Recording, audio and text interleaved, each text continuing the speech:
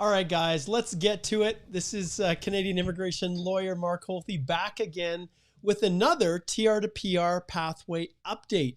This one that we're talking about today relates to the new program delivery instructions that were released by immigration that you should be able to find in the description below. These instructions, I'll be honest, have a little bit of insight, but there's still lots of questions that we still have. One of the biggest ones that I'll be talking about today is what happens if you've made a mistake in your application.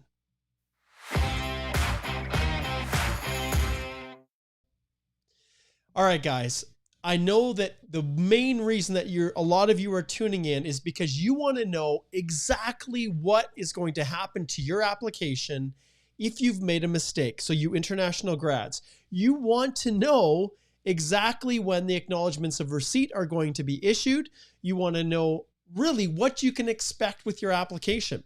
Well, after today's update, I will be 100% honest with you. We do not have answers to those questions yet. So if you want to tune out and say, fine, Mark, I don't care about anything more you have to say today, well, you can do that if you want to. But I do know that within the program delivery instructions that I'm going to show you and walk through with you today, understand there will be some things that are really important for you to understand. And these were just released today. Obviously, I've been busy with clients all day, but I did have time to go through them. And so what I want to do today is I want to go through. First, I'm going to give a shout out to those who are tuning in. As always, indicate where you're listening from. I love to see where people are tuning in from.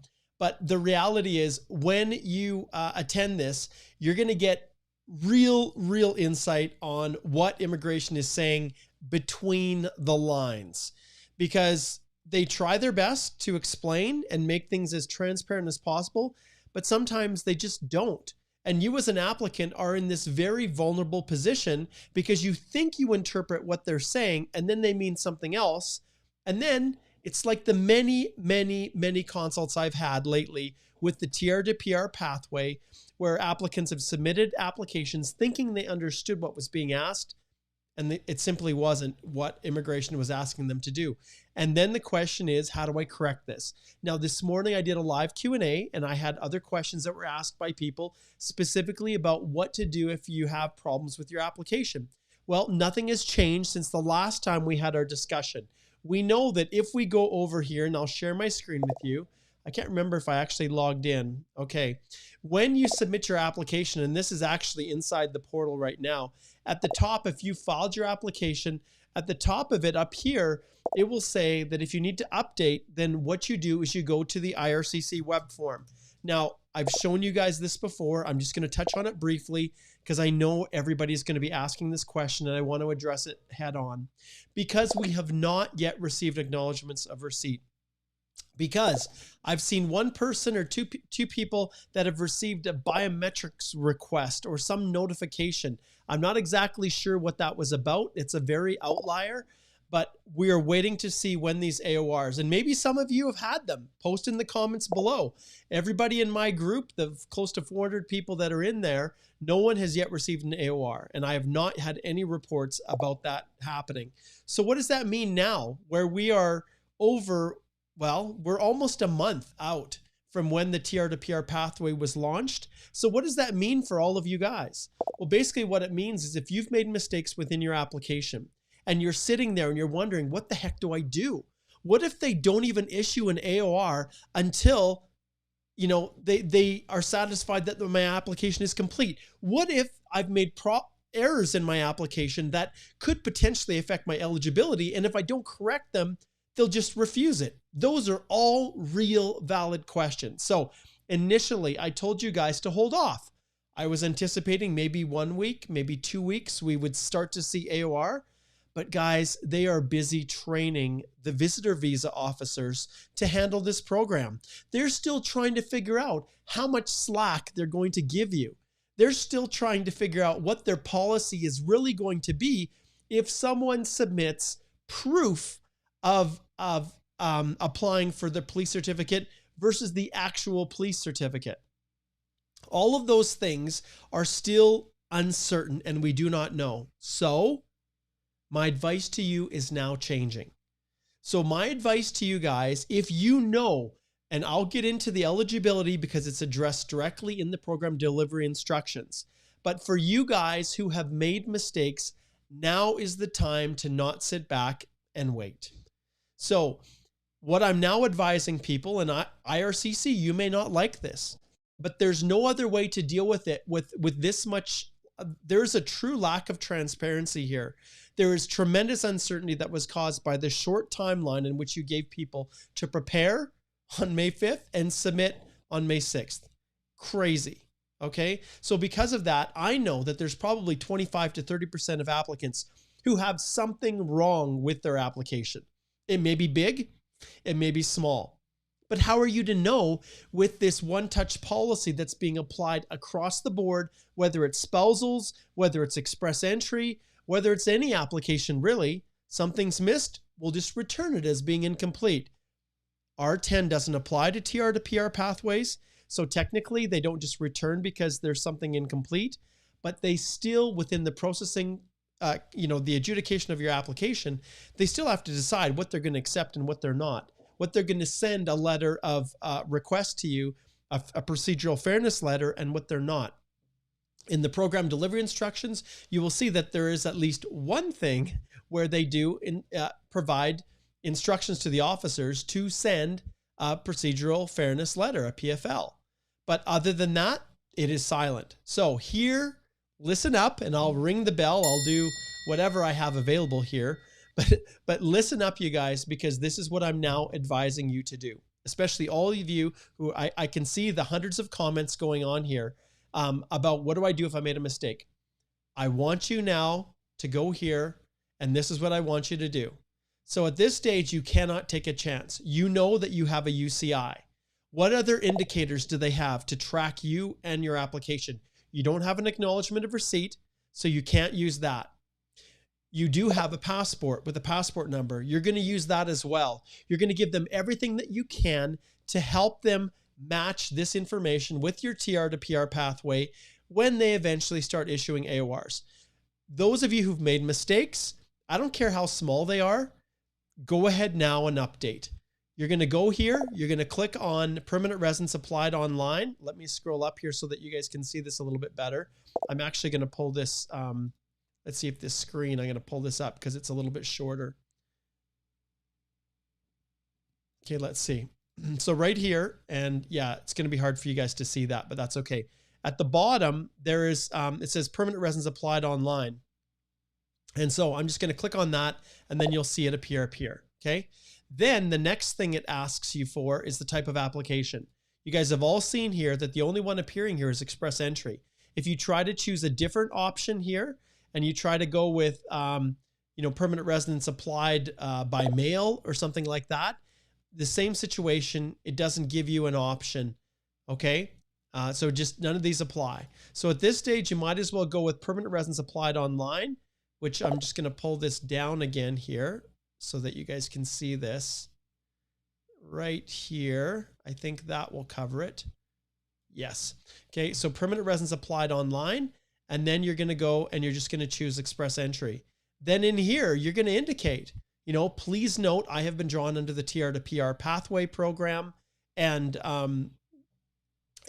I don't yet have my acknowledgement of receipt. However, I noticed that I made some mistakes in my application that I would like you to correct, and I would like you to update in my TR to PR pathway before the application is assessed. So in here, you're going to provide your explanation. And just while we're doing this, I want to give you guys one other little tip. Do you see when you're typing, if you've got an explanation that requires more characters and more space than is available on here, I want you to copy it just like this, and I want you to paste it into a separate Word document so that you can see exactly what you put in here. Then what I want you to do is I want you to take this page and I want you to print the screen so that you can see exactly what you put in here. That's step one. You're going to enter here, applied online, express entry. You're going to put your explanation in here. Be as detailed as you can with what can fit in here. If you need more space, then write a letter of explanation that is then uploaded together with the documents you're going to upload. So once you're here, then you're going to fill in this information, obviously exactly as it was in your TR to PR pathway. So whatever you put for your family name, you're going to put there. Whatever you put for your given name, you're going to put there. Okay. And if you need to break it out, understand if you don't put a given name in here, right here, then it's probably not going to let you complete it. So if you only have one name in your passport, then make sure that you fill it in whatever so that you can get the form to advance. Okay, email address, date of birth, country of birth, and here you go. So client ID, UCI number, that is going to be the one that's linked to your temporary status document, your work permit, your study permit, whatever you have for your TR status in Canada, that's the UCI you're going to use. You're going to put that in their application number. You won't have this because you haven't received an AOR yet. And then every bit is information. Same thing, telephone number that matches in your generic form, your 08 form, you're going to put that in there. And then the inquiry information, okay? And you can see here that that's all that you have to try to link it. So put in as much information as you can. Now in here, this section right here, where I had all this information, I do want you to put in here your passport number, okay? And that's one other piece of information that you can provide to them to make sure that they are trying to link this information. Remember, you guys do not have, you don't have any other way of linking other than to use your passport number and the UCI. That's really it. So make sure that when you're doing this, that you use those, you put that information in, and that's the best that you can do. Then going forward, you're going to go to the bottom here, and you can see when you consent, and I can't do this because I didn't fill the information in, but after you click next, you will then have the opportunity to upload the documents. And that's where you're going to upload any of the, if you have to upload your form because you made a mistake, if you have to, if you missed documents or you need to update anything, do it now. Don't wait. Because at this stage, I'll be honest, you guys, I don't trust them. I don't trust them that they're going to be kind. Maybe they will. Maybe they'll show discretion. So those of you who raced right at the beginning and quickly updated your file, great. Good for you. Those of you who have not yet done it, do it now. And here's the second tip that I'm going to give you. This is step one. The moment you get your acknowledgement of receipt, you're going to submit a second one, and you're going to do it with your application number that you're going to put in there. Okay. So you're going to take two. And yes, it's going to create more work for IRCC, but I'll be honest, I don't care. They've put you guys in this situation. They've offered very little in terms of how they're going to actually assess these applications other than R10 not applying. You know, they have not told us how cruel they're going to be. And so if we don't know how cruel they're going to be, I want you guys to cover every single base. Now, understand, they could still refuse your application. They could still say at the time in which you submitted it, everything locks in and you can't fix things that relate specifically to your eligibility. And that's a reality. Okay.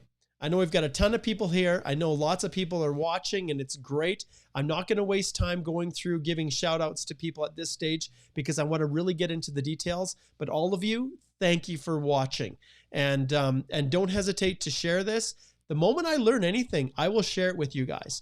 And yes, this program delivery instruction, which I'm going to show you guys right now, is something that's just been released by immigration earlier today.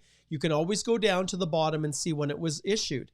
And you can see on this page right here, you can see that it was issued May 26th, which is today. So it was released earlier today. I can't drop everything because I have clients and I have meetings. I was in my first meeting with IRCC started at 7 a.m. this morning, giving them feedback on this form, which you guys are all very familiar with. If you've been doing anything within immigration, the rounds of invitations, I met with them to give feedback on my experience using this website, this page, and whether or not I found it was user-friendly or not. And we know today that there was another round of invitation, which is, you can see, it's so unpredictable, right? There was one today for the PNP programs. And so the question is, will they do another one tomorrow? This one is technically on schedule. If we look back and we look at the other rounds of invitations, we know that they just chose to do two, and this is just shy of 6,000. So they chose to do two 1 week apart for the CEC. But really, when you add those together, it's pretty much this. It's just a little bit shy of 6,000. So they're back on schedule, 500 PNPs. Tomorrow, will they do another big 6,000? I don't know. Will they do it? If they do another big 6,000, I know that this score is going to drop probably down to 390 or something. It could be even lower, but we'll have to see. So just letting you guys know that you can tell when these program delivery instructions are updated. When anything is updated, always go and look and see if there's been any changes. So that's how you can tell. So this is hot off the press, okay? A lot of the stuff is overview. Understand, what is this?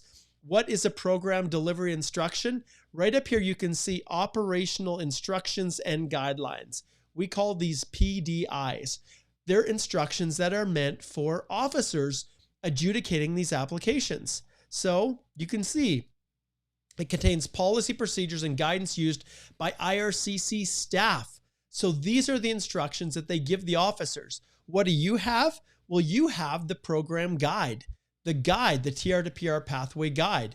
And you also have the policy that they have released. And I'll refer back to those in just a little bit. But these are meant for the staff. And why is it important? Because heck, I want to know how an officer is being told to adjudicate my application, especially you guys, when I know these officers are the visitor visa officers. And what do we know about visitor visa officers? What do they like to do? Come on, I wish I had real-time answers here. What does a visitor visa officer love to do with an application? I'm going to scroll to the bottom. See if anybody can guess what I'm thinking here. What does a visitor visa officer like to do more than anything else? And maybe that's an overgeneralization, but what do they like to do? Come on, post in the comments below. Let's see who's listening. Karthik says, I guess compassion will be missing in the guides. There we go. Thank you, Alexa. There's the answer I was looking for. Yes, yes, yes. Reject it. Refuse. PRZ, you are living on a different planet, my friend. Okay, reject it. You guys get it, right? So these are the officers. This is their mindset. These are the ones that have been reassigned to adjudicate these applications. So this right here is their guidance to help them know how to process your application. And I can see all the refusals. You guys are dead on. Yeah, we've got a ton of them. Yes, decline, reject, yes. Screen you out. I love that one. That's a good one. Danilo. He says screen you out. Yes, that's hilarious. And George is saying I'm crazy. Well, the reality is, oh my goodness. Yeah, you guys all got it. You guys all got it. So these are the officers that are processing this. And that's why I told you, if there's a mistake that you've made, fix it here with the web form. Do everything you can to fix it now. You may not be able to, but you're going to do your very, very best. One other thing that I want to let you guys know, I was told specifically, and I said this before and I'll repeat it again. If you filed an application and then you quickly filed a second application to try to correct the deficiencies and you still got in, they're going to disregard that second application. They're going to return it as a duplicate, and any efforts that you've made in that second one to fix it are not going to be accepted. Go through here, use this to try to fix the first one if you need to fix things, okay? And the last little tip I'll give you guys as well is if you qualify for more than one stream, and if we go back here and we look at this right here, if you go back and you can see if you qualify for both the international grad, because I know many of you that made mistakes are right on this one, and you're eligible for the non-healthcare or the healthcare essential worker, file the application if you know you've got problems with this one. This is temporary. We don't know if the minister's actually going to open it up. In the Canadian Bar Association's immigration conference that I will be opening it up, the opening plenary, Minister Menachino is joining me for a live Q&A for the people that are registered, and it's only open for Canadian Bar Association members. Guess what I'm going to be asking him, you guys? I'm going to be asking him once again, is there something you can announce? In fact, the staffers, I was having some discussions preparing for it, and I said, you know what? It sure would be cool if the minister had something to announce. And so we don't know when we look at the TR to PR pathway right now, and I'm just going to open this up. Let's see if we can pull this up. Okay, I'm going to flip this over right here again. when we look at these, and I'm going to let this sit for a little bit, you guys, I'm going to open it up, 10,163, 1520. I'm going to leave this sit here because this is right now as of 423, which is right now. This is updated almost in real time. So we'll see how fast these are turning over. But the question of all questions is, will the minister open it up to allow more spots for the international grads if, say, the healthcare worker doesn't fill up? So let's leave that page there. Let's go back and let's dive into what we're talking about, the program delivery instructions. Okay, so as we go through here, you'll see right at the beginning, like I said, this is for the staff. And so I want to know what they're being told. And immigration's been good about being transparent this way. But I know as well as you that this isn't the whole story. There's going to be discretion on the part of the officers, and those officers have their own internal guidelines, even more internal than this, to help them sort out how to assess these. They're visitor visa officers, right? They don't know a ton about processing a PR application. And so especially a brand new program. All right, let's scroll through this. Once again, limited time pathway. Okay, we don't know if they're going to open it up again. All right, and then it gives a general overview. We don't need to get into that. You guys know it. And then individuals who made a refugee claim in Canada and failed refugee claimants, you are not eligible. That it's as simple as that. There's no indication that they're willing to open that up. Then the first thing it gives the officer is access to the policies. Do you see these are all purple? Why are they all purple? Guys, it's because we've already looked at these. And you can go watch the past TR to PR pathways. These are all of the individual policies that relate to the administration of the TR to PR pathway. This is in a way the law associated with it. So you can go to each program and you can look it up. All right. All right. So application process and who can apply. So you can see here, everybody goes through the electronic dedicated intake tool, which is this one right here. And if I just go out and let me just exit it, you guys can see what I mean. So if I sign out, it's this one right here. Okay. That's where you have to submit. All of you know that. There's not rocket science here. There is a pathway if you have disabilities to be able to submit. Okay. Now you can see here, applications must. Whenever you see must, that means it is not discretionary. Must be submitted in accordance with the requirements specified where? In the public policy. What are those? It's these right here, okay? And if you open this up, if we were to open up a new link, you'll see it takes you to the generic site that has all the public policies, including ones that were issued after the TR to PR pathway. So ultimately, that's all that is saying, is that the public policy apply and what? The application guide. You guys have been through this with a fine-tooth comb. I did the previous video where we talked about this, okay? So when we open this up right here, the guide, this is your Bible. This is your Quran. This is whatever your religious text is for immigration. This is the equivalent. This is where the details you're going to follow explicitly as much as possible. But this now is step one. Step two is to go here, and you can see right now below here, assessing the application against the policy conditions.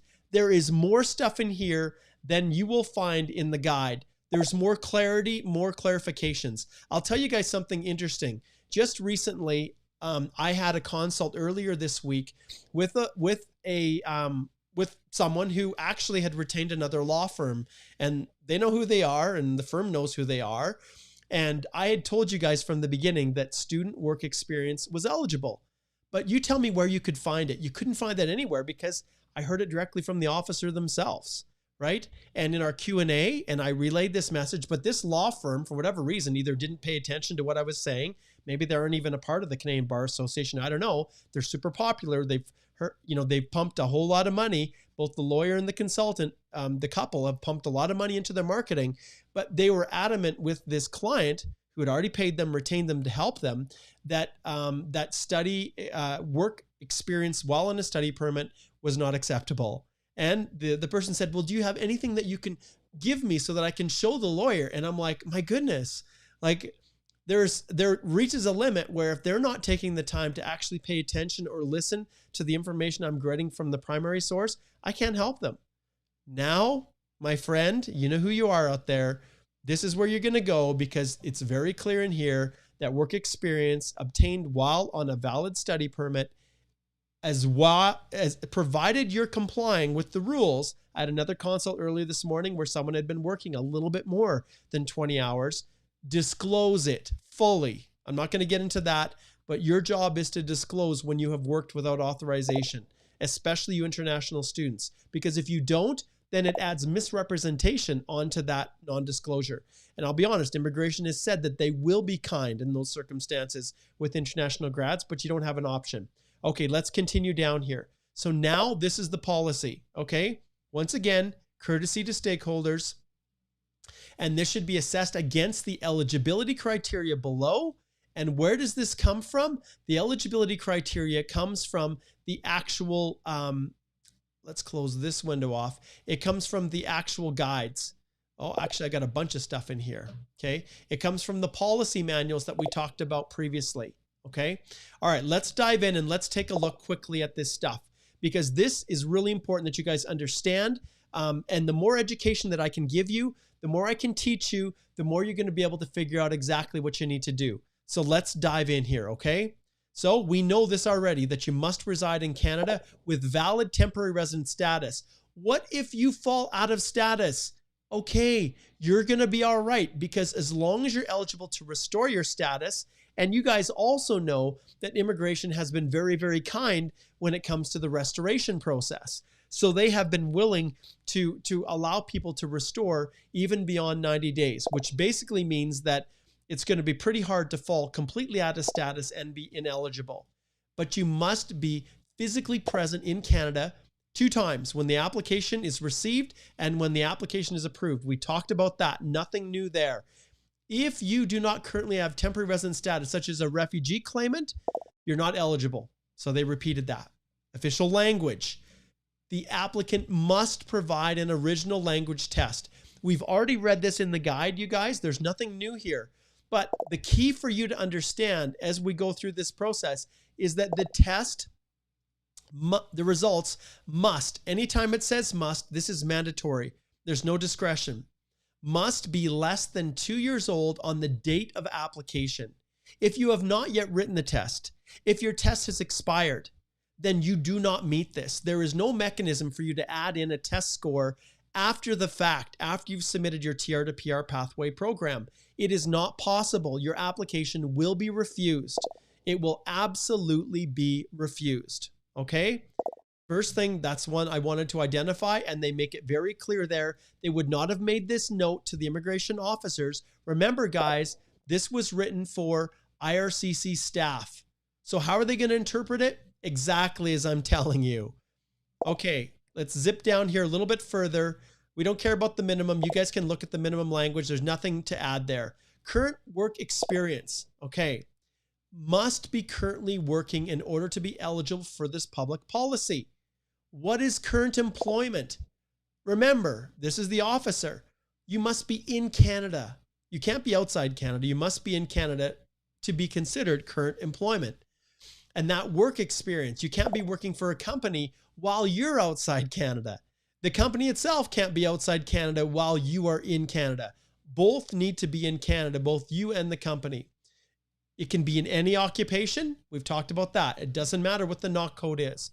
Must be authorized on a work permit or study permit or otherwise authorized. There are some work that is eligible without a work permit, and there's instructions below in the guide that we will skip to. Must be paid wages or commission and can't be self-employed. All right. The lock-in date for current employment is the date the application is received by IRCC. And I can tell you guys, when you submit this application through this process here, it's received almost instantaneously. So there's no big headache there. Factors to consider, employee versus self-employed. I actually really like this. It goes into a lot of details. I'm not going to spend any time on this, but if you're wondering whether or not you are an employee or whether or not they're going to classify you as self-employed, remember, self-employed is not acceptable, okay? It only if you're an employee can you count your state of current employment or your work history, okay?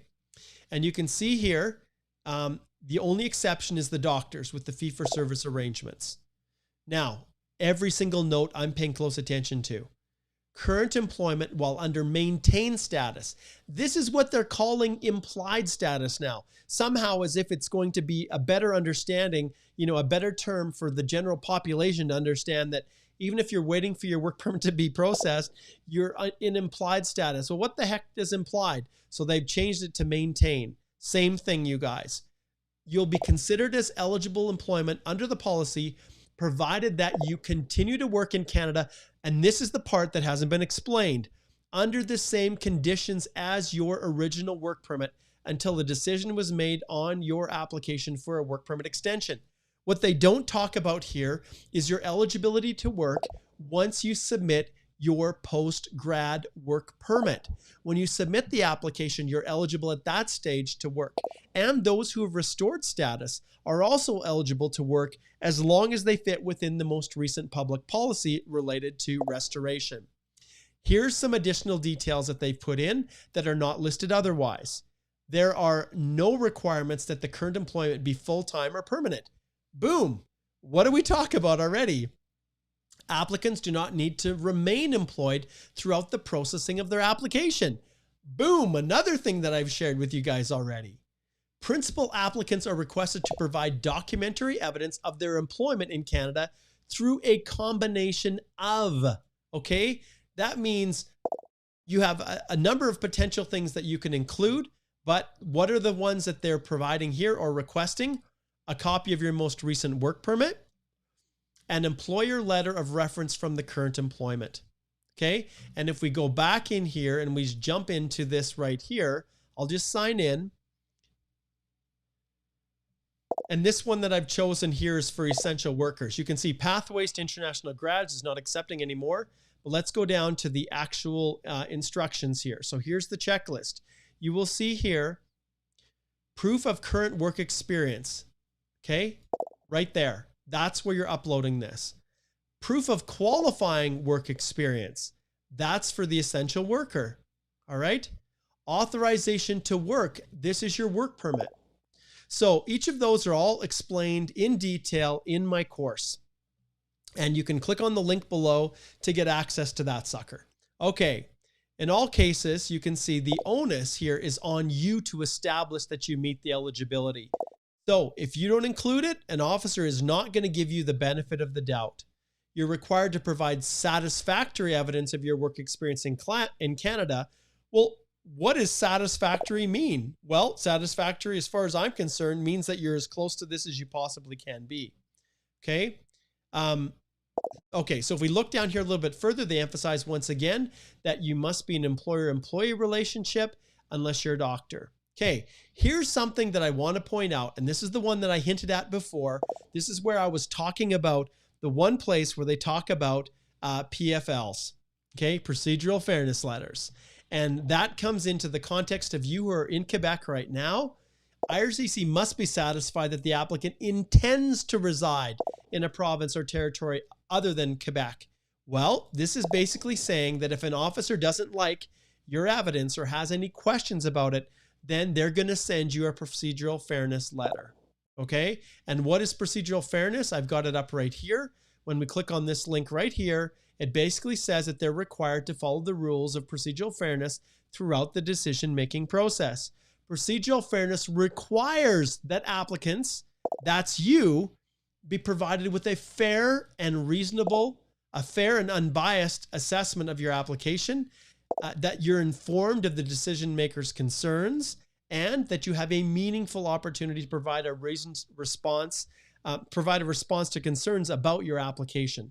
So those pillars are a critical component to demonstrating or being given an opportunity to resolve any concerns about intention to reside. Okay. So if an officer isn't satisfied that you are going to be living outside the province of Quebec, you will get one of these PFLs to respond. All right. And if you get it, I'm going to ring the bell, book a consult, and we can work through it. All right. Qualifying work experience. This is the period for all of you essential workers. That's what's included here. This is something that I want to highlight big time. Okay. I want to highlight this big time because in my course, this is exactly what I have been teaching my students since the beginning of the program, before it was even launched. What did I say? I said that they are going to, for the purposes of work experience, they are going to look very, very carefully at how they have interpreted express entry, and in particular the Canadian Experience class, and apply those rules to your work experience in Canada. And those who are applying through the TR to PR pathway, if you want to have a leg up, then pay attention to the instructions that are included for the IRCC completeness check for express entry, that website, which is the PDIs for that. And if you do that, you are going to be light years ahead of everybody else. So that is why I created this course, and I am super, super happy about this. So when you go here to our website, the link's below, I've got 50% off on the course. All the instructions, everything that I have in there are available for you. International students, you guys are full. We've got to update that because it's definitely passed. But you can sign up and get access to the course right now for 50% off, $173.50 for the course. So go click there, register, subscribe, join the Facebook group, join that family. Now let's get back here because I want to highlight, this is what I've been telling you guys all along. And those who poo-pooed and didn't listen to me, well, whatever. I guess you can do whatever you want. But work experience must. Do you see that again? Must. It must be equivalent to at least 1 year of full-time work experience, must have been acquired in 3 years. Okay, nothing groundbreaking there. We know that, right?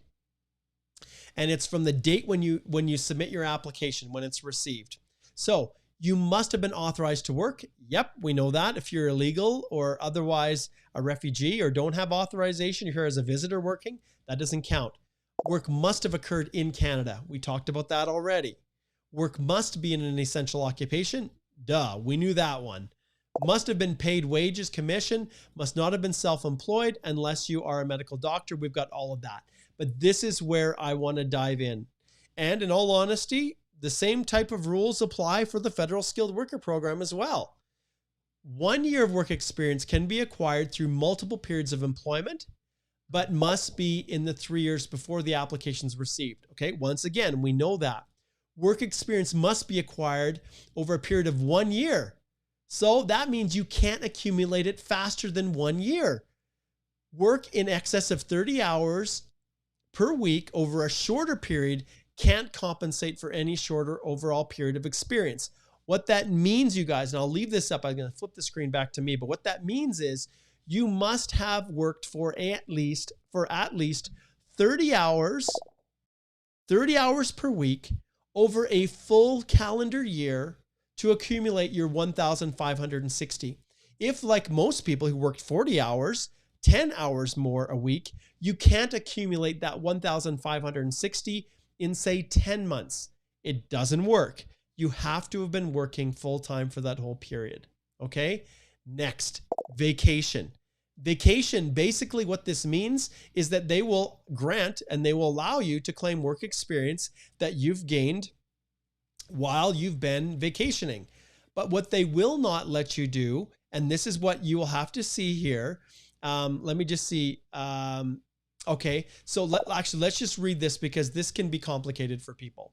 So a reasonable period of vacation will generally be okay in calculating the period of qualifying work experience. I work a year, I've got 2 weeks vacation, and I'm paid for that vacation. That will count. And they've got it here as a specific example. I didn't even realize that.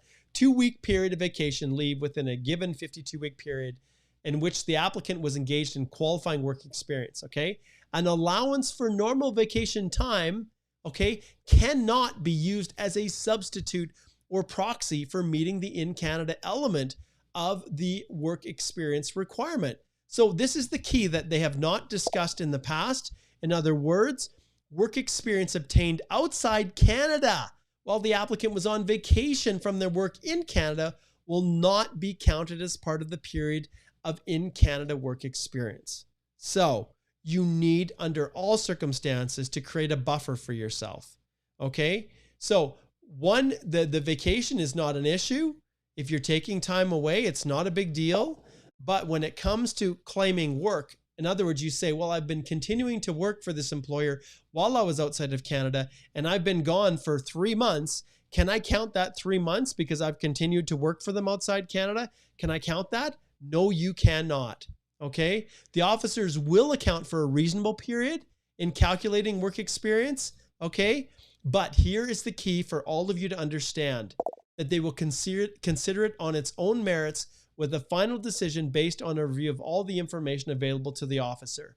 So each applicant themselves is considered on their own merits. So just because something happens to one person doesn't mean it's going to apply to everybody else. So those of you who get through and have vacation and then go and tell everybody else, hey, it worked for me, no problems at all, you can submit your application early.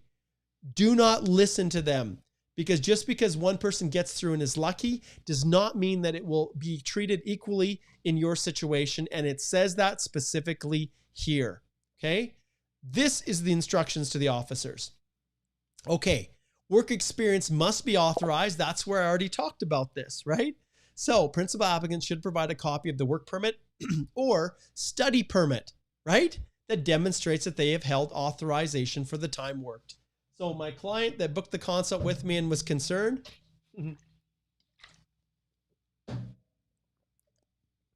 you can show this to the law firm that just didn't understand. Okay. If it's not provided, officers then will verify in GCMS. So that tells me that if somehow you've missed this, that maybe they will be kind and actually look in GCMS, which they have access to it anyways, to see if you have valid authorization. Okay.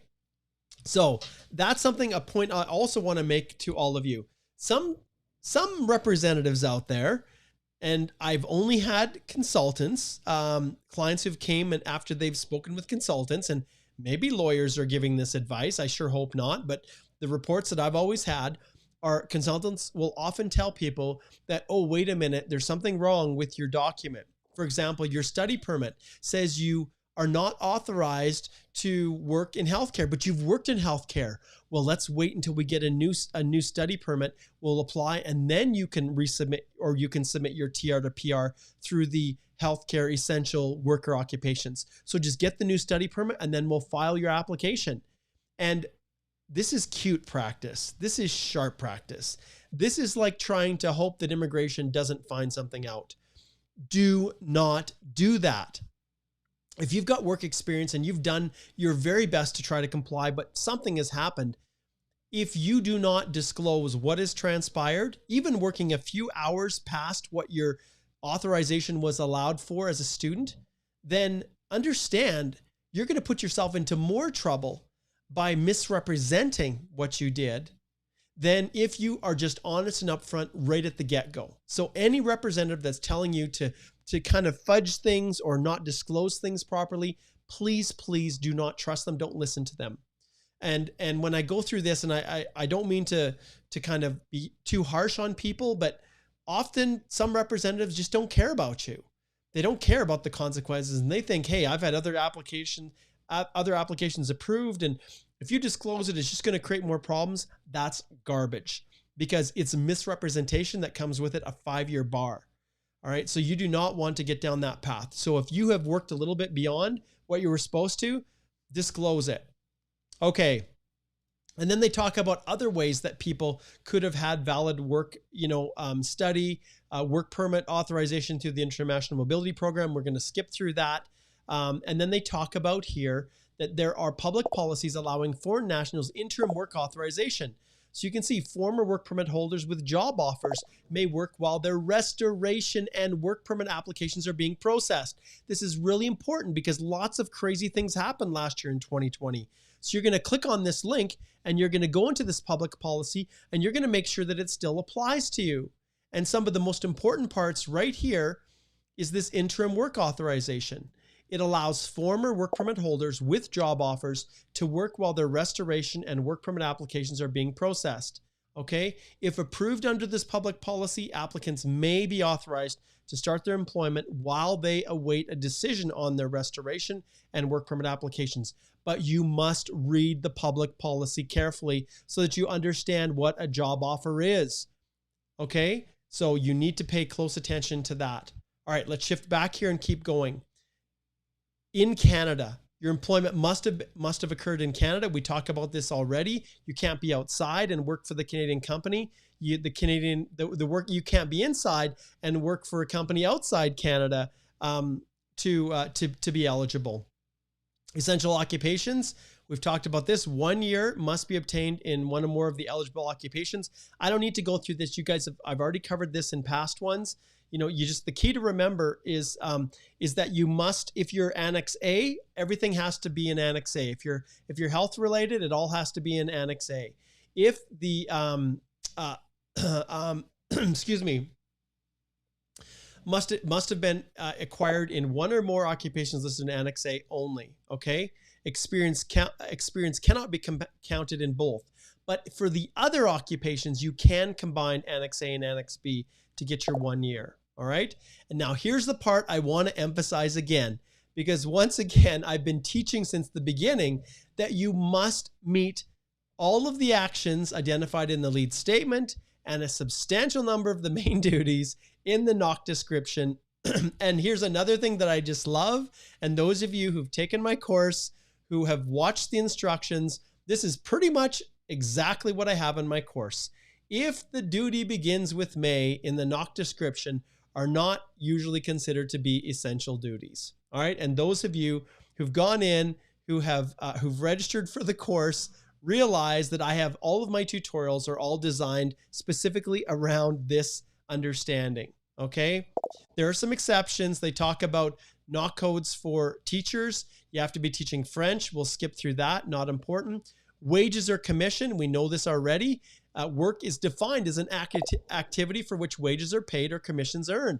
And so you can't claim work experience where you're not paid, as in volunteer. And then there's a detailed explanation of self-employed we don't need to get into. And then there are some education requirements here that they do not go into a lot of detail. This is something I wanted them to explain in here, but they do not. The way this is worded, this shows no mercy. The way this part here for you international grads, proving your education, proving that you've completed your education, this policy does not clarify, and it freaks me out. It scares me. I'll show you why it does. Because it says if the principal applicant applied through the international grad, they must have been graduated. They must have been graduated. They must have been granted a Canadian post-secondary credential that meets all of these requirements. Do you see this? All of these requirements. So first off, the program of study must have been completed at a postgraduate eligible institution, a DLI. Officers can verify whether the DLI was PGWP eligible using the list. You can all go there and look at it. If it's at a private school outside of Quebec, okay, the program of study must be a degree program as authorized by the province, okay? So not any program of study offered by a private PGWP eligible DLI works, okay? It has to be a degree program. And then here, the principal applicant must have completed it no later, or should say no earlier than January 2017. All of this we already know, and you must have been authorized to study, okay? And they can go into GCMS, like they've said here before, and look at that and determine whether or not you were authorized to study. And you can see here, there's more instructions that they give, which just direct back to the other instructions that have always been out there on who needs a study permit. Not contentious at all. You must have been issued one of the following credentials. And this is where I wish they would have provided more detail, because I announced to you guys the restrictions on this, but you have to have been issued a degree, associate, bachelor's, master's, or doctorate. That can be really 1 year or whatever length you want it to be, but a degree. Or, and understand it says one of the following credentials. So you can have a degree, or you can have a diploma certificate that leads to a skilled trade. And when you click on this link, this right here opens up to the particular policy that relates to the trades. And then at the end, it lists, and if we scroll down here, let me just, actually, I think this relates or pushes back to the wrong policy. I don't like that. skilled trade anyways is in the National Occupational Classification System. You guys can go there and you can find it. One or more diploma certificates where each program of study is at least 8 months, but it must be 2 years. So if you're graduating from any school that issues a diploma certificate or attestation, including a postgraduate diploma or certificate, it has to be at least 2 years. If it's 1 year, you're not eligible. And I've talked about this before, and then it gives explanations. If the school goes by hours, what 8 months time, it's like 900 hours or 1800 hours in duration. Yeah. And then students who studied at a Canadian from abroad without in-Canada study authorization are also eligible for this public policy. This is something that is new. So if students who studied at one of these from abroad without in-Canada study authorization are also eligible for this public policy. It's interesting to see how that works out, but if you meet these, you may still be eligible for the public policy, which is kind of cool. So there's a lot of things in here, and there's a lot of things that they didn't put in there that they could have. We have some clarification, but we don't have a ton. And so, excuse me, I know that you guys have been patient. You've been watching faithfully. And the reality is, I wish there was a whole lot more that I could tell you guys, but right now I'm going to open it up for questions. So anyone who's posted a question before, and we'll start right here with the last person. We'll start with Karthik. If you have questions, you can now post them, and I will spend the next little while. I actually have to drive my truck out to get my air conditioning fixed by my friend, who also happens to be a border officer, who's a mechanic on the evenings. I'm going to go out and see him tonight and drop my truck off. Well, I'm going to drop my truck off because of the travel restrictions. But those of you, you can now start posting your questions in here, and I will try to answer for the next 20, 25 minutes. I went in detail because a lot of the detail here will answer many of the questions that you guys are asking. If you have a question, I want you to put a Q in front of it, okay?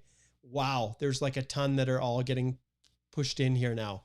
So those of you who are posting questions, go ahead and do it, and make sure you put a Q in front of it. If you post a Q, then I'll know that that's a question, as opposed to Karthik saying IRCC sounds cruel.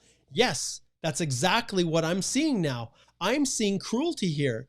Until they tell me different, I'm going to start to assume that even though they spoke nicey nice in the beginning, that there is going to be cruelty.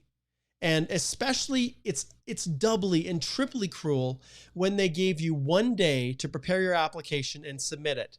Now, obviously those who purchased and subscribed to the course, they were fine. But you international grads who have submitted applications in a rush and it filled up so fast, I understand that many of you may very well be screwed. And you may not have another opportunity through this program. But I also know you international grads, many of you still have time on your postgrad work permits to be eligible to go through express entry. So I know you do have some options, but yeah, if you're working in a low skill occupation, then express entry isn't an option, and this was your only pathway. All right. Okay, let's zip through here and we'll start to get to some questions. Okay. Hirsch says, oh my goodness, it is so hot, you guys. I am just dying of heat. Oh, see, I would never do well in India. I wouldn't, I'll be honest. Like the humidity and the heat, I would die. I need to get a little bit of air here. I have my lights here and stuff, and it's yeah, quite warm. So, okay, that gives me a little bit of breathing room. Okay, so Harsh, this question: could international grad category reopen if some applications are rejected, and can they extend limit or limited categories in the coming months? We talked about this, Hirsch. I'm going to ask the minister this on Friday, and we'll see. I'm going to be advocating for it. If there's a bunch of spaces that are open, why not, right? If they're not going to be filled, and you can see that the essential workers, there are not enough of them to really fill the quotas that they think they're available, especially the healthcare, then why not open it up? But they're not sure about the language tests. They're not sure how many people are actually waiting for the language test to then be able to file. If there's a massive influx of people who are waiting for their language tests, and they're going to all come rushing in come June or July, well, then they're maybe going to be wondering. My personal opinion is that they're going to wait probably till about August, right? Even potentially September, before they make any decisions to see where they're really at. But you international grads, you're all ready. those of you who didn't make the cut this time, go book your language test. Go get your police certificates. Get those essential documents. Even book your medical. Okay, be prepared. All right. Okay, Alexa says, what'll happen if I submit an old PCC, but with a letter of explanation and proof of lockdown in home country and attempt to book appointment? Well, you know as well as I do, Alexa, because you've read the guide that says that is perfectly acceptable. And that's right in the guide. Okay, if someone got an invitation to apply for PR under CEC, and before that he applied for the TR to PR, what to do? Can we apply for both or not? Or we have to decline invitation? You can absolutely apply for both. And in fact, my clients, because I don't trust anyone, I will often submit more than one application. And until immigration makes it clear and transparent and isn't cruel, then I'm not going to take any chances and I will submit multiple. But remember, not in the same stream. TR to PR, you're not going to submit 2 international grads. You're not going to submit 2 essential worker within the same stream. In other words, essential worker, non-healthcare, you're not going to submit 2 there. You could technically have a healthcare and a non-healthcare and submit that. You could have 3 as an international grad even if you met all the requirements. All right. Okay. Okay. Upcar says, can I still apply in tier to PR a pathway under express energy non-healthcare program if I work 24 hours during my part-time just twice over 2 years? That was the employer mistake. Okay, so I'm assuming while you were a student, you worked 24 hours. Yeah, more. Upcar, yes, you can submit your application. Go ahead and do it. But I want you to disclose it to immigration. I want you to explain to them that it was a complete oversight, you didn't realize, and please forgive you. And you submit your application and be honest and tell them. Okay? You have nothing to lose with that. Nothing to lose. All right. That is hilarious. Okay. Crunchy Turtle. My goodness. What a handle. Can we use degree completion letter for international grad stream? The letter states my eligibility to graduate and have completed all requirements on May 3rd. So in these situations, you guys saw as well as I did that this darn PDI did not expressly explain what constituted acceptable proof of graduation. It didn't cover it. And that's really kind of frustrating. So what do we have here? I think they did a disservice to the officers. I think they should have provided more instruction, but what you're going to rely on is the information in the guide. And when we go to gathering your documents, okay, and we're talking about education, you can see that they do provide instructions in here, okay? They say you must provide a final transcript and a letter, which is the one that you're talking about. So it has an and here. Are they going to be kind? Are they going to show mercy? Are they going to let you get by with just the degree completion letter? We do not know. So guess what I'm going to tell you, my friend. If you have it, Crunchy Turtle, if you've got your degree, you've got your final transcript now, then you're going to go right back here and you're going to go to this web form and you're going to upload it right now and you're not going to wait. You're going to include it right here in this IRCC web form and you're going to update it. Anyone who has anything deficient, that's what you guys are going to do. Do not wait. And then when you get your acknowledgement of receipt, if that's the case, then upload it all again a second time. If that's how immigration has set it up, then they're going to get duplication of uploaded information. All right. This one's a hard one, Simranjot. Forgot to mention refusal. What should we do? Guess what I'm going to do? Right here, IRCC web form. Try to save it. Do your best, my friend. All right, girl happy, she says. Oh, I'm going to actually drop that one off of here and go back to here. Okay, and there's Simranjit. Okay, so girl happy says, I forgot to submit transcript and graduation letter, but submitted diploma for TR to PR. Is it a problem? We don't know. What are you going to do now? If you have those right here, that's what you're going to do. IRCC web form.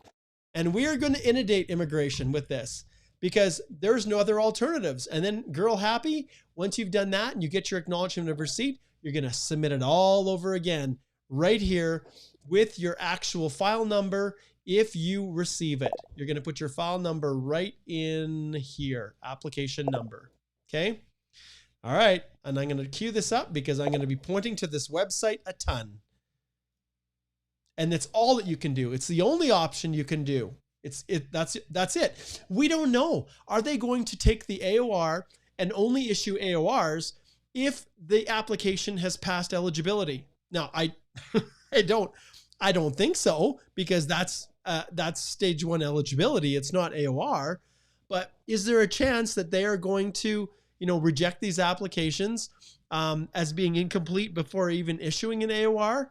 I don't think so. I don't think that's even possible in law, but we just don't know. So, okay, let's see who's next here. Sarpreet says, I haven't submitted the biometrics fee, but I already had my biometrics done last year. Will it make trouble? No, I've explained this as well. If you've already obtained, if you've already had your biometrics done last year, then when it comes to this process, the policy exempts people from obtaining their biometrics. And in my course, I went into this in detail, and I'm trying to remember for my past ones I did as well. But at the end of the day, you do not need to submit that biometric fee if you've already obtained it, because you are covered by the public policy if you meet the public policy, which means the last 10 years you've had biometrics done. Okay. All right. Is part-time work eligible in the current experience requirement? We talked about that. Yes, part-time work experience is eligible. And it looks like my kids are printing stuff behind me during my live session here. It's all good. That's how we roll in this house. Although there is a printer downstairs, and I think maybe Michaela forgot about that printer. Okay.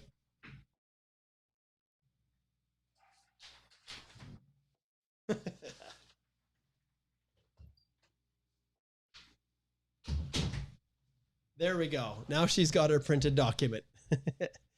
All right. There you go. That's how we roll. Okay. So part-time, yes, is eligible for work experience, like we talked about. Okay. Can we upload medical if they are done? Absolutely. Go ahead. Upload it. At the end of the day, it depends on what you put in your first application. Did you put evidence that you'd booked your medical, or did you forget to include it? Regardless, right here, IRCC web form. Okay, here's another one. This anonymous Facebook user who's watching over in the Express Entry Law private Facebook group. Hello. He says, I work more than 20 hours during my studies sometimes, but not too much. Will there be a problem if I apply for Essential? You're going to go ahead and you're going to explain everything. You are going to disclose fully, and you're going to explain why you worked more than 20 hours. Understand you don't have an option. You can't ignore it. Whether you're going through the TR to PR, whether you're going through any future PR application, by not disclosing that, it is misrepresentation. Full stop.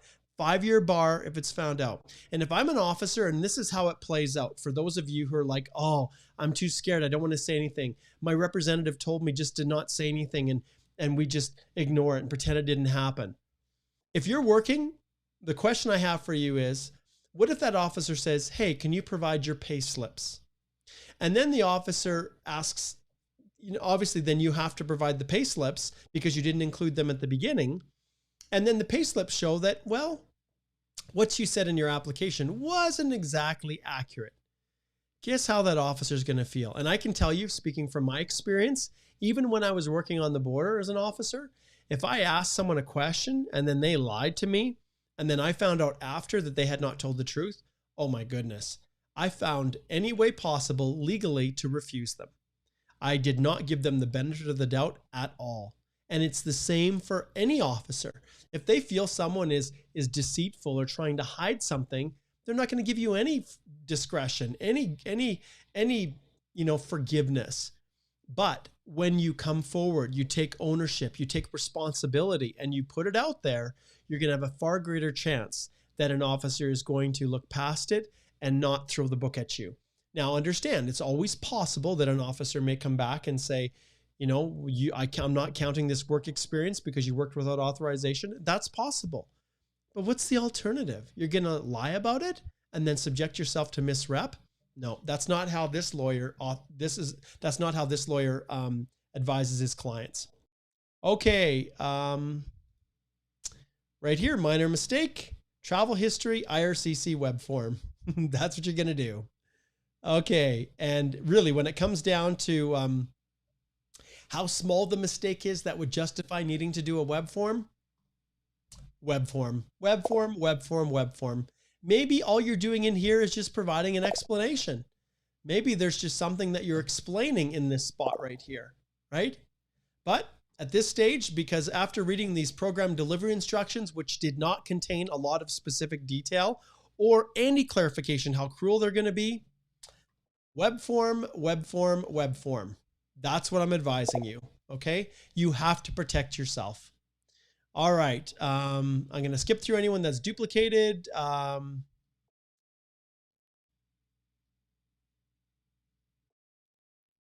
Okay. Okay. Leonardo says, should I wait? They review my process in order to request a change on one of the uploaded documents.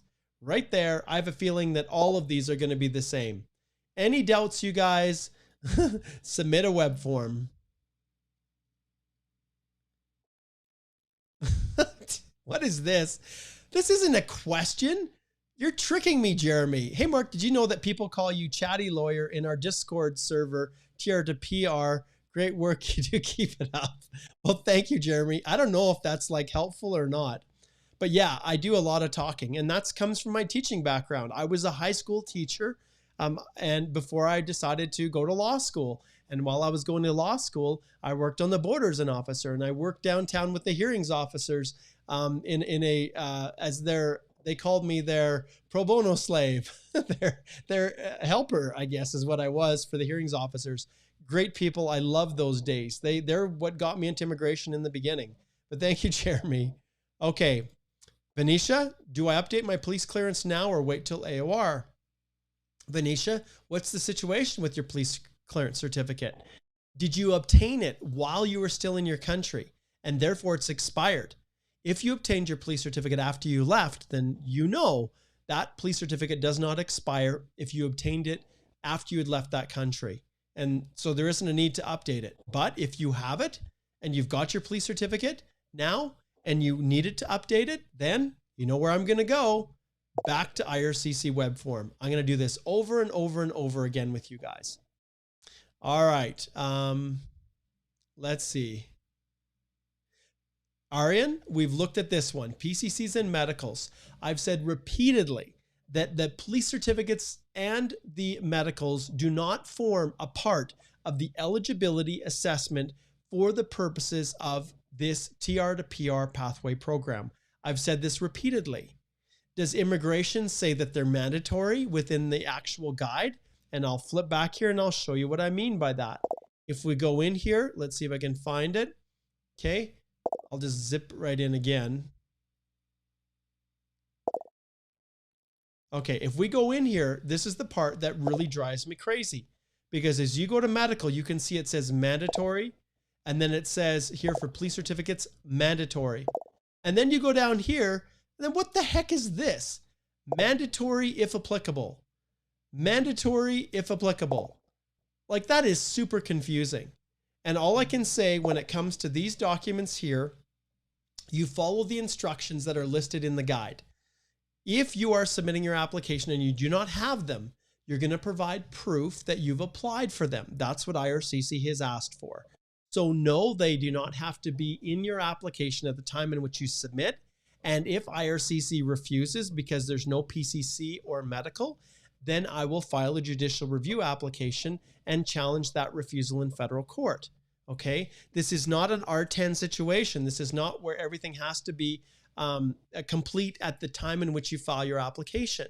And so in that situation, that's how I apply for that. That's how I deal with that one.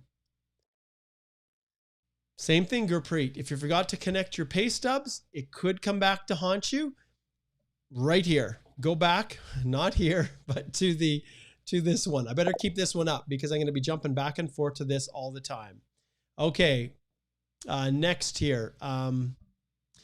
Do we need to submit passport page with stamps for most recent entry, or will the TRV be enough?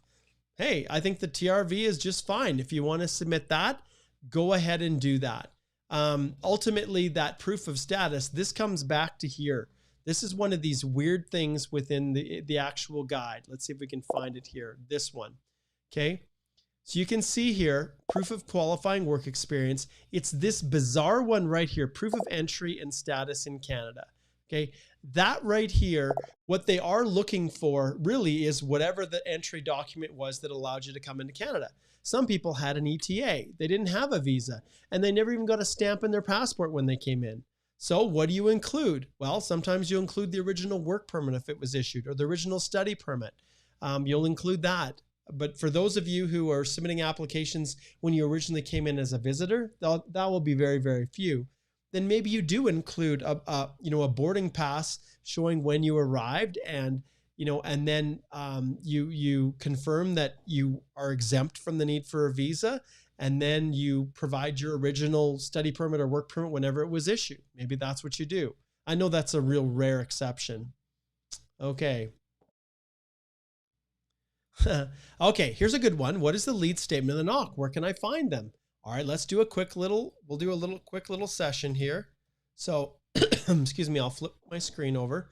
So I'm going to knock 2016. That's what I'm searching. And then I'm clicking on the National Occupational Classification, and we'll just do an accountant. We'll just do an accountant. So accountant 1111. And then when we go in here and we look at this, you can see right here, this is what the lead statement is. So you need to show, and let's enlarge this a little bit. Why they make this so small now, I don't know.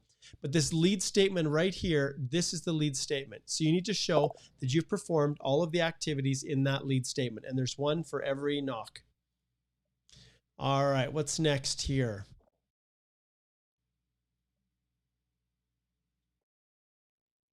Okay, Kumar says, applied online study permit for fall intake. Haven't got one yet. What should I do? Okay, in that situation, this is outside of the TR to PR pathway. That's one I can't answer, my friend. I know that immigration has made a commitment that they're going to try to process those in time for everyone that's going through the fall intake who submitted. So hang in there, hang in there. CSQ, if someone has a CSQ, can he still apply if he moves outside Quebec? If you're living outside Quebec at the time in which you submit your TR to PR application, then I don't think there's any issues with having a CSQ. Although you do need to show that you actually intend to live. I would put more evidence in, like a job offer or something like that, as well as proof that you live outside of the province of Quebec. Okay, so here's another one. I'm going to ring this bell. Any question like that says, hey, what should I do, one or another? I really need more information, and I highly recommend that you guys click on the link below to book a consult. I also want to tell you, within our firm, many people ask these questions to me. In our law firm, we are different than many other law firms. And so if you go to Holthe Law right here, you will see right at the beginning, when you click on the link to get more information about our services right here, and actually I'm going to go to our approach is probably better. I want you guys to go here and read it and look at what we call our collaborative review approach. So I do not represent my clients in the same way that normal, traditional lawyers and consultants do. Instead, what I do is I teach you. You can go here, watch the video, and you can learn more about how this works. I even, compare and do a side-by-side of what we offer versus other firms. And then you can book a consult to start. But that collaborative review model is where you guys are looking for peace of mind. And you work directly with myself or one of the other lawyers that are a part of my team. And we go through forensically everything in your application through a screen share, just like I'm sharing with you here. And I help you to make sure that everything is complete and correct so that you do not lose out on this opportunity to capitalize on this. We don't know if it's one time only, but this public policy that is of a limited duration. Okay. All right. So I'm looking for cues here. Looking for cues. Okay, here's a good one, Aman. If you're a student and you're still studying, but you've got 15, 60 hours as a cashier in a restaurant, can you apply essential worker stream?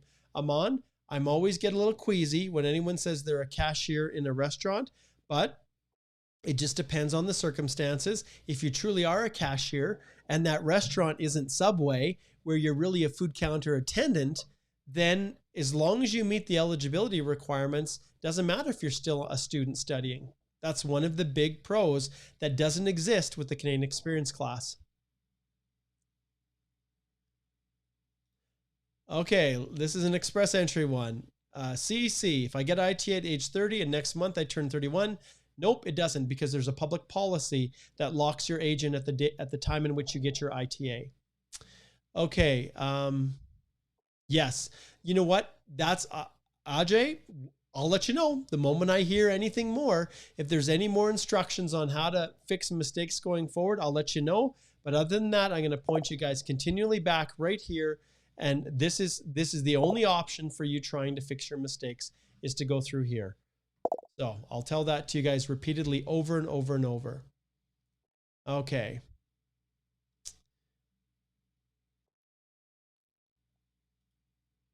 Sarah, if you've got a mistake in any of your forms, guys, then redo the form, re-sign it, and re-upload it, and explain that you made a mistake and now you're including a new form. That's pretty much the only way to do it. Yep, same thing right here. Forgot to upload pay slips. Right there, upload them there.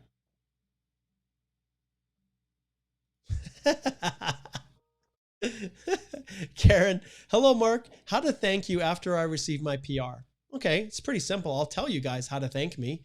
So I'm going to go right here and I'm going to open this up right here, and then I'll share my screen in a second because I want to show you guys. Okay, and actually when I flip this over, I also want to apologize. I told Igor not to use this because this looks like clickbait, and it's like something some YouTuber would do to get people to click on it. And I said, that's not what I want you to do, Igor. We don't have to do these messages. And so I apologize for that one. You know, Igor's a little bit more rebellious than I am.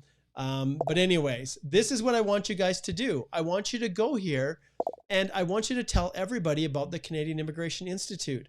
I want you to go here. I want you to go to Holthe Immigration Law, and I want you guys to leave me a Google review. So if I go to Google, I don't know if this will work. Maybe it will. Holthe Immigration Law. Let's see if it pulls up. Let's see here. I'm not even sure if I can expand it. Oh, it's hard to expand. You can hardly even see it. Okay, let's try something different here. How can I do this? Maybe this one. Well, yeah, that's a little bit better. Actually, I'm going to get rid of myself here too if I can. I got all kinds of things I can do. So what you can do right now is go to go right here to the to Google and leave a Google review for me. Okay, I love the fact I have 4.8 because we can't please everybody. We don't. But I'll tell you, I sure try. There's no doubt about that. But go here and leave a review. You know, that really is the thing that would really help me more than anything else, is just sharing and telling people about what we're trying to do here. So thank you, Karen. And I want to celebrate with you. So if you guys even, if you want to send in an email to info@Holthe Law, or post in the group, or just let me know right here live, that I love hearing that. So Karen, thank you. Okay, I can answer this. Kazi says, do I upload my medical through web form? Yes, you do, my friend. Not there. This is fun flipping back and forth. Right here, web form. Yes. When in doubt, upload through the web form. That's what you do. And then, Kazi, when you get your AOR, upload it a second time. Yeah, I know there's lots of these issues. You know, people wanting to have their occupations included. I completely understand that. Yep. So if you're missing an address, web form. Yeah. So this is Parth. We've talked about this. We're not sure. I'm hoping that it will happen. Okay, let's see what else we have here. And sometimes I'm talking so fast. So if I say something that you guys know that I've misspoke, don't hesitate to post in the comments and just correct so that everybody can see. Because sometimes when I'm talking fast, my mind thinks one thing and my mouth says something else. Okay, and I'm not sure if that's what Jaber was talking about here. Not 1 day, 20 hours. Not sure. Okay. Attach the medical and PC completed recently. Right here. IRCC web form. You go to the bottom once you've filled in all the information, and you're going to click right here. And let me shrink this back so that you guys can see it. Okay. You're going to go right to the bottom right here where it says click next. You'll have the opportunity to upload your documents. And that's where you're going to do it. Click next, and then you're on your way. All right. Let's see what's next here.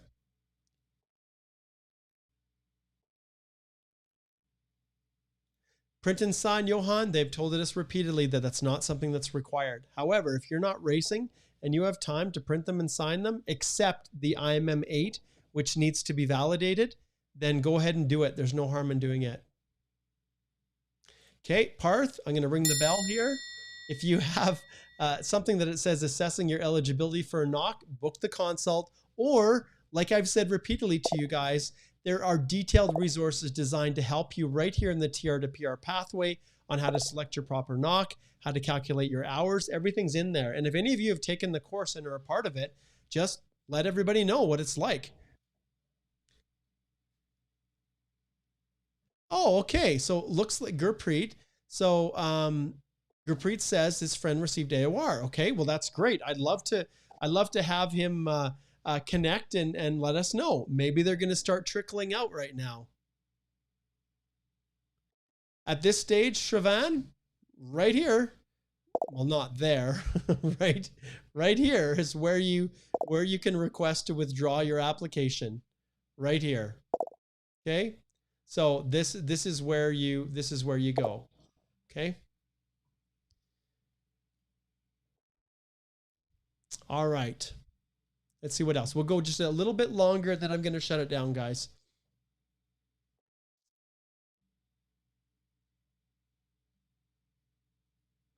Okay. When it comes, same thing, Murat. If you've made mistakes, correct it and upload a new form.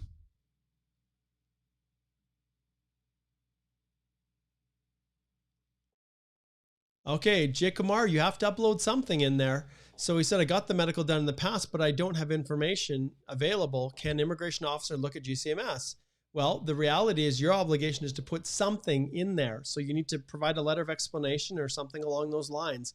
But the expectation is that if that medical is over a year, they have not yet considered or told us who will be grandparented in, who will have their medical waived and who won't. They haven't released that to us yet. So your obligation is to actually upload something in there explaining that you've already obtained one. Okay, if I upload a passport and all pages in proof of entry status, yeah, that's fine if you're doing that.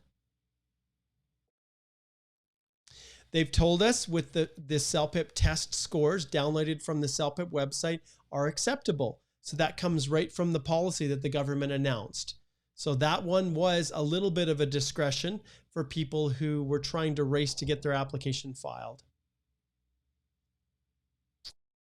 Yeah, and same thing, as far as the transcript, we don't know. We don't know what's enough for that, except if you have the letter and you have the transcript. So if you uploaded both of them, we know that's okay, but just one or the other, we're just not sure. Trying to skip through the questions that are repeated. Okay, Tisha says, if the TR to PR is refused due to errors, will it affect negatively in an express entry application? Tisha, it really depends upon what the mistakes are. If they're just oversights or small little errors, if you've misrepresented something in that application and you're found to have misrepresented, then that's a whole different world. But if it's a small mistake or error, you didn't include something or didn't sign, well, you don't need to sign the forms, but you uploaded an IMM8 that wasn't validated and it gets returned, then none of those things are going to harm your chances of going through express entry in the future. Yeah, I'm going to start 3 more. I'm actually going to just start this if I can right here. Okay, I'm going to turn it down here so you guys can still hear me. But that's the music saying we are going to shut her down. How can I thank you after I received my PR? I saw that, my friend. Okay. Thank yous are referrals and letting people know. thank yous are getting this little channel right here up to 100,000 from the 31,000 that I have. Who in their right mind would think that an immigration lawyer would have over 100,000 subscribers on their YouTube channel? But that would be awesome. Stick it all in one web form if you can fit it in, Firat. If you got documents that need to be uploaded, bundle them all together, and if you can get them to fit, upload it all in one. That's better. We have not yet heard, Alexa, about the bridging open work permit. We haven't. And so I'm just waiting to see. It's another thing that I'm going to ask the minister when I talk to him on Friday and we do the interview, and we'll keep our fingers crossed. That's the goal. Because I know there's a lot of you that would really benefit from a public policy that authorizes work permits if you've submitted your TR to PR. Okay, yeah, we don't know about AORs. We don't know about those yet. We've seen one person who said that they've received one. Personally, I haven't, so I have to assume that maybe now they're starting to trickle out.